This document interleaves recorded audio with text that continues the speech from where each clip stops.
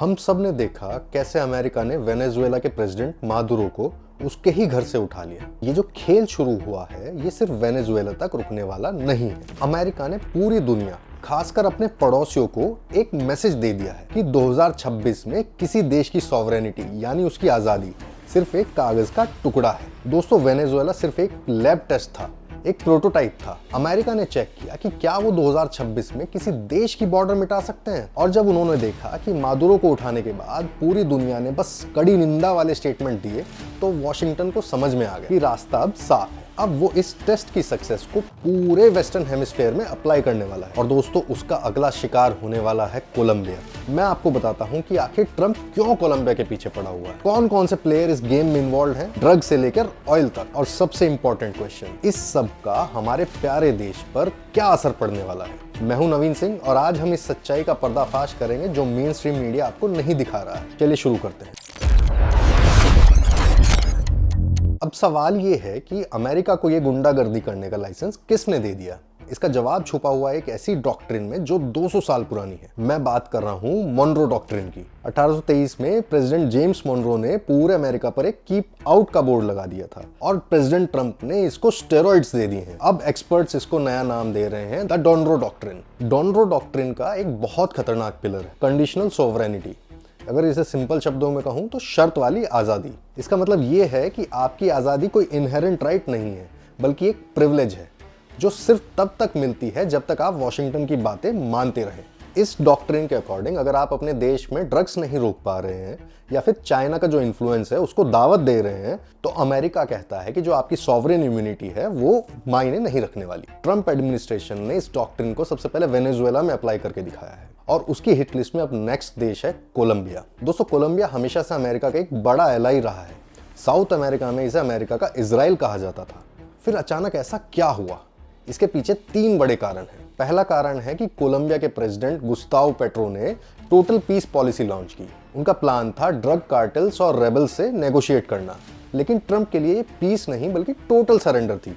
दूसरा रीजन है कि ट्रंप ने फेंटेनल और कोकेन के फ्लो को अमेरिका पर एक केमिकल वेपन अटैक डिक्लेयर कर दिया है। उनका लॉजिक है कि अगर इन ड्रग से हर साल 1 लाख अमेरिकन मरते हैं तो ये क्राइम नहीं, ये वॉर है। और दोस्तों, जब दुश्मन केमिकल वेपन्स यूज करता है तो अमेरिका पुलिस नहीं भेजता है, वो अपनी पूरी मिलिट्री वॉर मशीन भेजता है। तीसरा मेन रीजन है रिसोर्सेज। कोलंबिया के पास लिथियम और अरबों डॉलर्स के ऑयल रिजर्व्स हैं जो अमेरिका के लिए ऑक्सीजन का काम करते हैं। ट्रंप नहीं चाहता है कि ये रिसोर्सेज चाइना के बेल्ट एंड रोड इनिशिएटिव का हिस्सा बने और यही रीजन है कि वॉशिंगटन ने कोलंबिया को ऑलमोस्ट डीसर्टिफाई कर दिया है। इसका मतलब है कि कोलंबिया अब अमेरिका की नजरों में एक नार्को स्टेट बन चुका है, यानी एक ऐसी कंट्री जहां पर ड्रग तस्करों का राज है। और अब जब टारगेट सेट हो गया है तो वक्त है ऑपरेशन सदर्न स्पीयर का। कैरेबियन सी में इस वक्त दुनिया का सबसे खतरनाक aircraft carrier USS Gerald R Ford घूम रहा है। दोस्तों, ये सिर्फ एक एयरक्राफ्ट कैरियर नहीं है, ये $13 बिलियन की चलती फिरती मौत है जो 90 से ज्यादा फाइटर जेट्स और स्टेल्थी F-35 फाइटर्स कैरी करता है। लेकिन असली खेल हार्डवेयर में नहीं है बल्कि एक लीगल मूव में छुपा हुआ है। पिछले कई सालों से अमेरिका ड्रग कार्टेल्स के खिलाफ पुलिस एक्शन कर रहा था, जिसे कानूनी भाषा में टाइटल 21 भी कहते हैं। इसमें दुश्मन को पकड़ना, सबूत ढूंढना और कोर्ट ले जाना जरूरी था। लेकिन 2026 में ट्रंप एडमिनिस्ट्रेशन ने स्विच दबा दिया है और अब ये एक टाइटल 10 बन गया है। इसका सीधा मतलब पता है क्या है?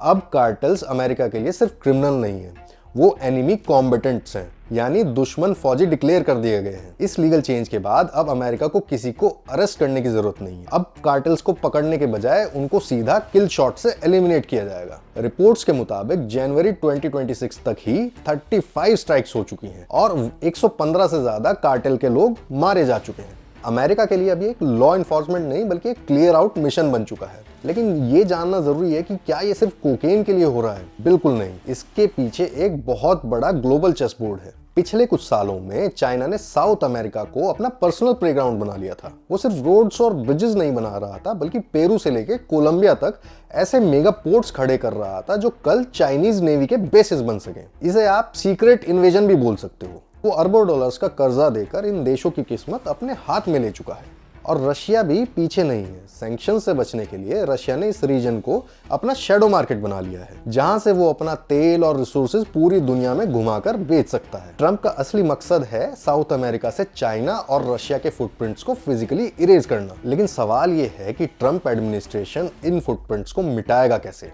वॉशिंगटन के बंद कमरों में कोलंबिया को घुटने पर लाने के लिए 3 भयानक सिनेरियोज पर काम हो रहा है। पहला सिनेरियो है ओवर द होराइजन स्ट्राइक्स का।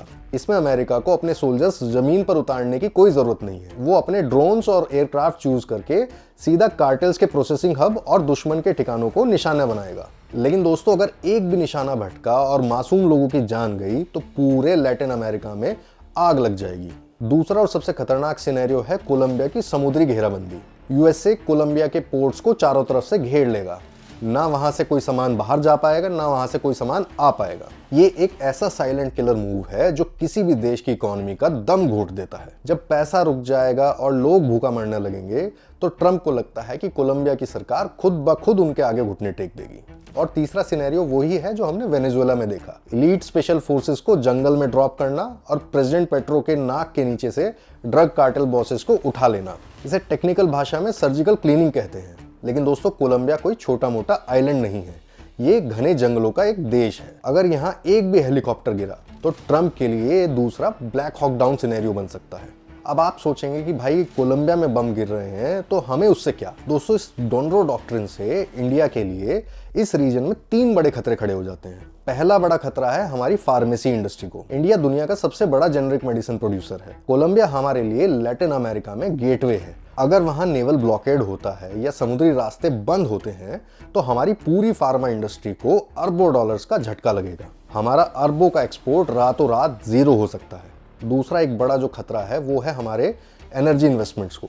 ओएनजीसी विदेश ने कोलंबिया के ऑयल फील्ड्स में बहुत भारी भरकम इन्वेस्टमेंट कर रखा है। अमेरिका की मिसाइल्स और सैंक्शंस हमारे इन इन्वेस्टमेंट को राख कर सकती हैं। दोस्तों, ये वो पैसा है जो इंडिया ने अपनी एनर्जी सिक्योरिटी के लिए वहां पर लगाया है। तीसरा खतरा दोस्तों स्ट्रेटेजिक है। अगर रातों रात इसी तरह इंटरनेशनल बॉर्डर्स की इज्जत खत्म होती रही तो हमारा जो पड़ोसी देश हैं वो भी इस डोनरो डॉक्ट्रिन का सहारा लेकर हमारे एरियाज पर क्लेम करना स्टार्ट करेंगे।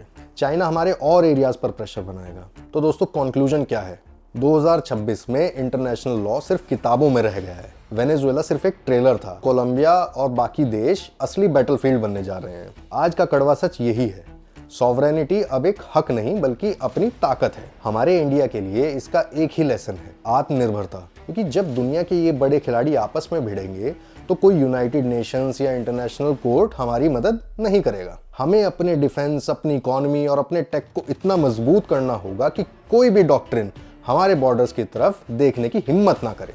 2026 का नया वर्ल्ड ऑर्डर जिसकी लाठी उसकी भैंस की तरफ मुड़ रहा है और हमें इसके लिए तैयार रहना होगा। आपको क्या लगता है, क्या ड्रग्स को रोकने के लिए किसी देश की आज़ादी छीन लेना सही है? अपनी राय कमेंट्स में ज़रूर दें। मैं हूं नवीन सिंह और जियोपॉलिटिक्स के ऐसे ही डीप डाइव के लिए अभी सब्सक्राइब करें। जय हिंद।